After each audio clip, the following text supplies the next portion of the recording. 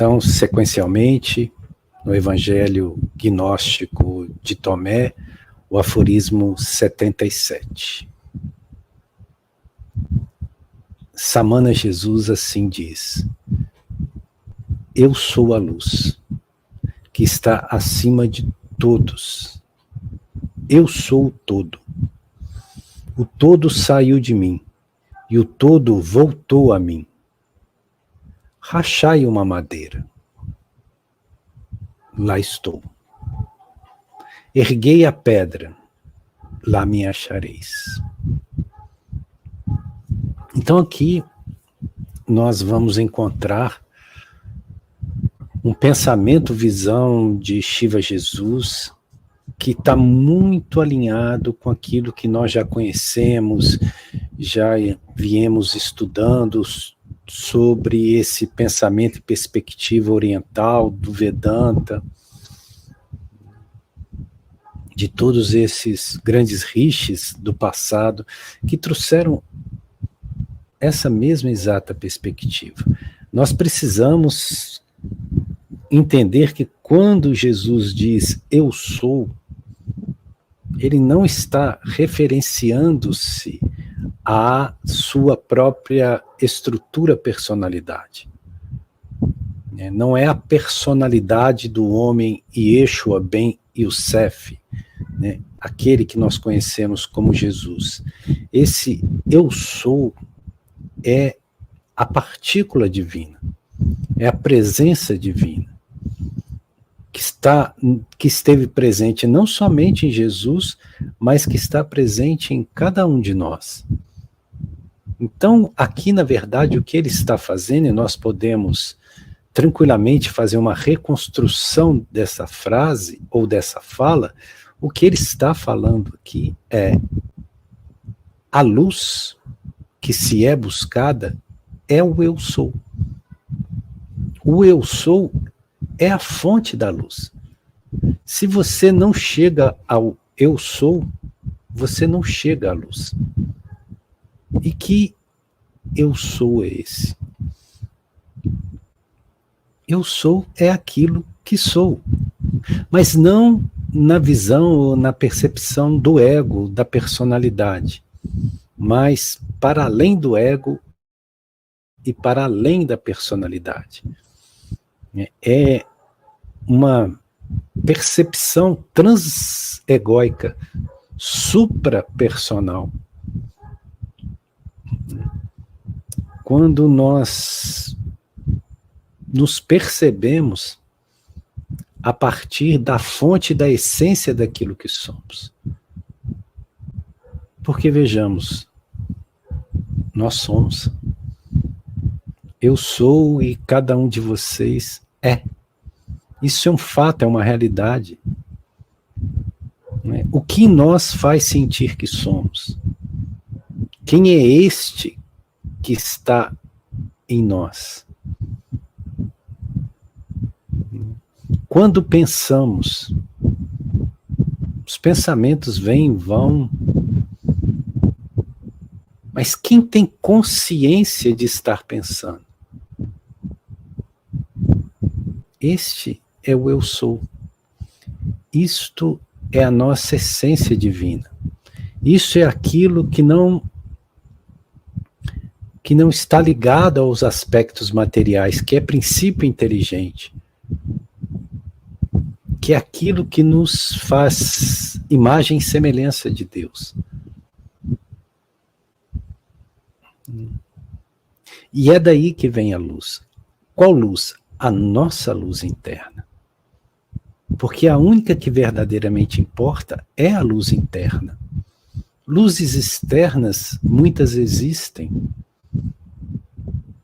em diversificadas frequências e intensidades. Mas por mais potente que seja uma luz externa, ela não nos pode dar a visão de Deus. A visão de Deus só pode ser dada pela luz interna. E o eu sou é essa luz. Por isso que Jesus disse: eu sou a luz deste mundo. Quer dizer, o eu sou é a luz deste mundo.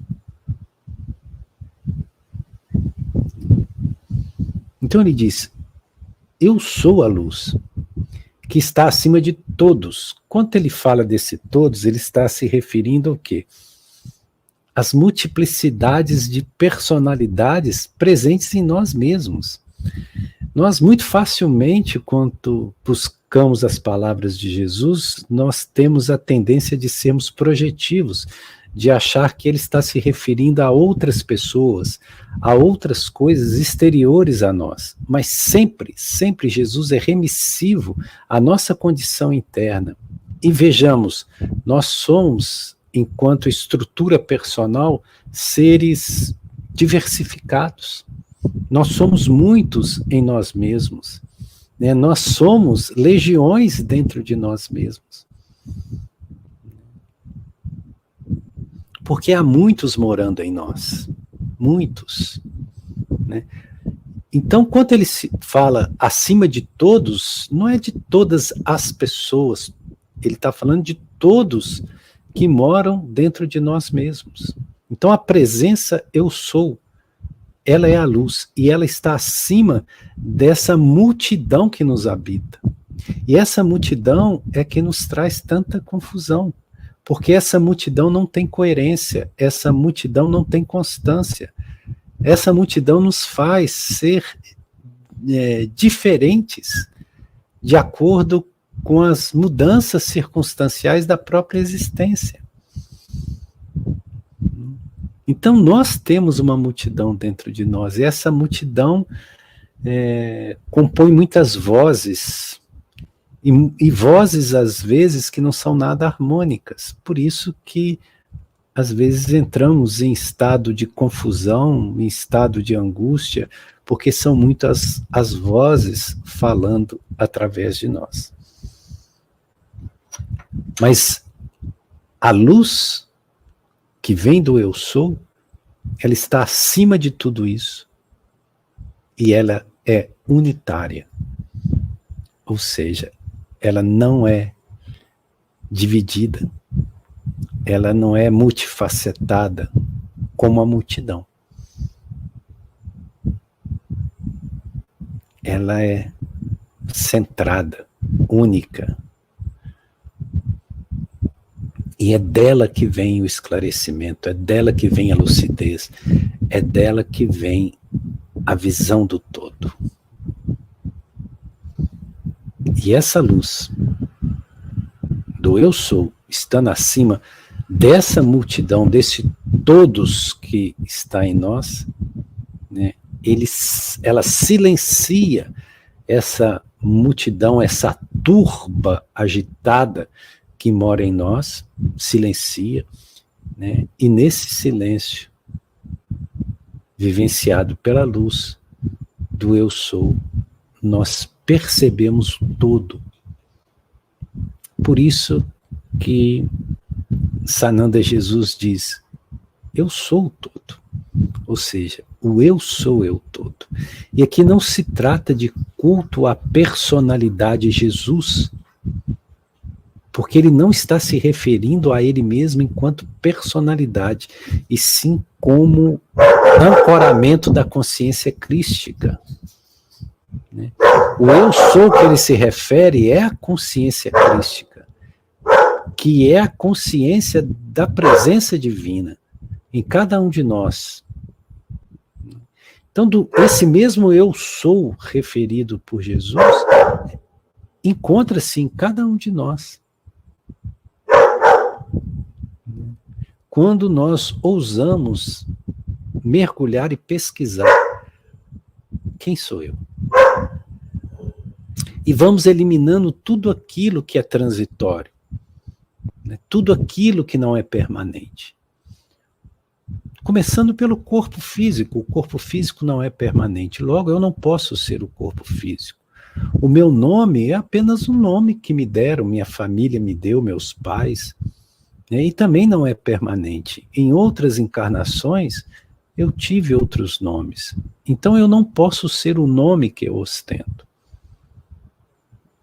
eu também não posso ser a profissão que tenho, porque agora tenho essa profissão, mas já tive outras e terei outras, em outras jornadas. Então, profissão também não é permanente. Lugar de nascimento, nacionalidade, vínculos familiares, nada disso também é permanente. Então, quando nós vamos eliminando tudo isso, o que fica para termos um referencial de nós mesmos? É fazendo esse processo é que nós chegamos à fonte. Essa fonte é o eu sou. É nessa fonte que nós vivenciamos Deus. E veja, vivenciar Deus não se trata de crença em Deus. Acreditar em Deus, desculpe se estamos a ser um pouco sarcásticos, mas acreditar em Deus é uma grande bobagem. Porque acreditar não nos leva à realização. Acreditar, nós podemos acreditar em qualquer coisa. Em Papai Noel, em Saci Pererê. Vivenciar é o ponto. Experienciar. Se eu sou Deus, eu tenho que experienciar essa condição divina em mim. E aí eu não dependo de crença. Por quê? Porque eu estou vivenciando isso.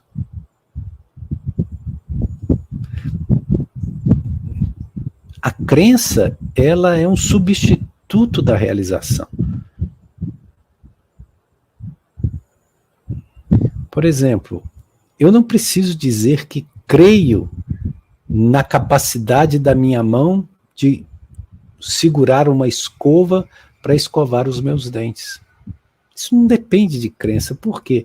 Porque eu já realizei essa capacidade. Eu faço isso até sem pensar. Então, está dispensada a crença. Enquanto nós estivermos no estágio primário das crenças, nós estamos acreditando em mil coisas que nos foram dados a acreditar, e veja que as nossas crenças, elas são, a maioria, hereditárias, né? Elas são frutos de uma vivência familiar, social. Porque nascemos no Ocidente, é que nós somos cristãos. Se nós tivéssemos nascido na Ásia, acredite, nós seríamos budistas ou islamitas. Seríamos. Por quê? Porque é o meio. Nós somos determinados pelo meio que nascemos. Então as crenças são frutos do meio. Mas a vivência, a experiência, não. Então o que importa é a experiência. O que importa é a vivência direta. E aí, continuando, Shiva Jesus, ele diz uma frase, ele faz uma construção frasística que nos lembra da própria estrutura de pensamento dos Vedas. De toda essa tradição filosófica de sustentação do pensamento iógico. Porque ele diz, o todo saiu de mim e o todo voltou a mim. Esse a mim que ele está se referindo, é claro que é o centro, que é a presença eu sou. Isso lembra muito aquilo que é designado na cultura védica, que é um dos nomes de Deus, que é Narayana. O que vem a ser Narayana? Narayana é a expressão, um nome para se referir a Deus, justamente como aquele do qual todas as coisas emanaram, tiveram o seu movimento de afastamento e expansão, e depois há um movimento de retorno, né, e de síntese até chegar novamente à fonte. Então, esse movimento de todas as coisas que saem do absoluto, entram no processo de manifestação e de diversidade, né, e depois são novamente reabsorvidas por esse todo. É como se fosse um processo de respiração, né? Sai e depois volta. Esse processo, que aliás é o processo que sustenta o princípio da cosmologia hindu, né, que a cosmologia hindu não acredita em uma criação para chegar a uma destruição no fim, né, ou seja, uma visão linear do tempo. Eles acreditam numa visão cíclica do tempo, né? Existem vários inícios. Aliás, a própria Bíblia judaica não fala de início, e sim de inícios, porque quando nós pegamos as 3 primeiras palavras da Torá, escritas por Moisés, né, as 3 primeiras palavras da Bíblia, Bereshit bara Elohim, né, Elohim é plural, Elohim é deuses, e Bereshit bara Elohim, a tradução exata seria, nos princípios, os deuses criam, porque são muitos os deuses da criação. Mas nos princípios, então não existe um princípio só. O universo é cíclico. O universo é um movimento constante. Então veja como a nossa própria visão, dentro das teologias convencionais ocidentais cristãs, estão em desacordo com o próprio texto originário, que é a Gênese mosaica. Então essa visão de Shiva Jesus, né, o todo saiu de mim, o todo a mim, é justamente essa visão do princípio cíclico. Tudo emana do absoluto, e tudo ao absoluto retorna, para depois emanar de novo, para depois novamente retornar.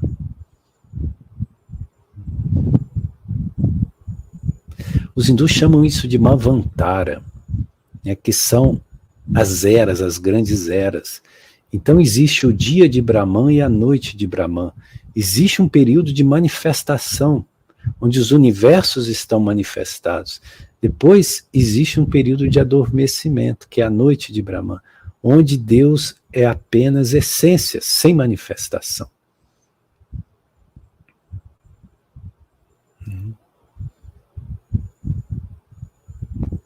Isso é muito interessante. E na sequência, Shiva Jesus diz: rachai a madeira, lá estou eu. Erguei a pedra, lá me achareis. Há algo aqui muito precioso, porque além do teor poético, né, Jesus traz uma visão de percepção de Deus não na transcendência, mas na emanência. Por quê? Porque as nossas teologias, elas têm buscado que nós possamos perceber Deus na transcendência, ou seja, fora da matéria. Em um certo lugar fictício que nós não conseguimos saber onde, em que ele teoricamente estaria. Né? Então, esse aspecto transcendente não nos permite ver o que está à nossa frente. Por isso que no próprio Evangelho Gnóstico de Tomé, há um momento em que Shiva Jesus diz: veja o que está diante dos teus olhos, que depois você verá o que está além dele. Ou seja, Deus tem que ser percebido e vivenciado na sua emanência. Não nos é necessária transcendência para sentir Deus. Então, o princípio emanente de Deus é quando Deus se manifesta em todas as coisas.